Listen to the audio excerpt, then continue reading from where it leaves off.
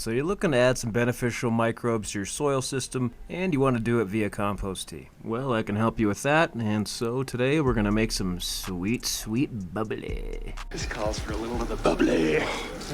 Bubbly. Alright, ladies and gentlemen, let's get into this thing.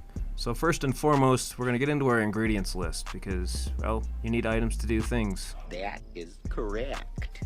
Okay, so we're going to need some molasses, we're going to need a 5-gallon bucket, some compost or worm castings, a 5-gallon paint strainer or some pantyhose, whatever you got on hand, some air stones, some tubing, and 2 air pumps, because we're going to do this exactly like how I do it, so you can get the same results.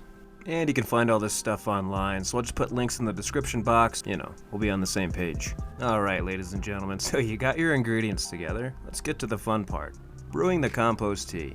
So first and foremost, we're going to want to aerate the water for 24 hours. So fill your bucket halfway up, 2.5 gallons of water, and then we're simply going to aerate it for 24 hours. Alright guys, so the reason we aerate for 24 hours or bubble the water for 24 hours is because we want to remove chlorine. If there's any chlorine present in this 5-gallon bucket, it's going to go ahead and kill off all the microbes we're trying to produce. And that's a big no-no.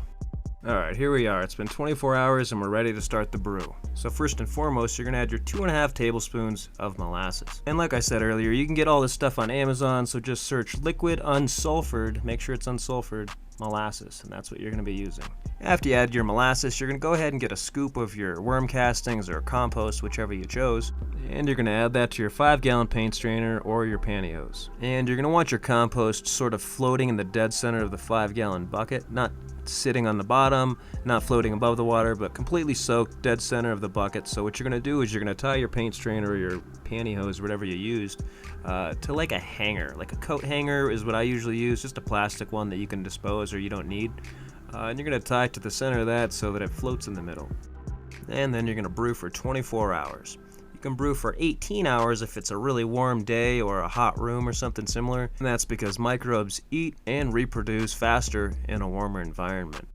Alright, and you brewed your compost tea, so you can either use it as is, a pure compost tea, or you can go up to a 1-to-10 ratio. 1 being the compost tea and 10 being the water, so you can extend it out a little bit. If this helped you out at all, maybe share it with a friend who likes compost tea or needs to brew it, or just comment below. Hey, maybe even hit a like. Thanks guys, enjoy your night.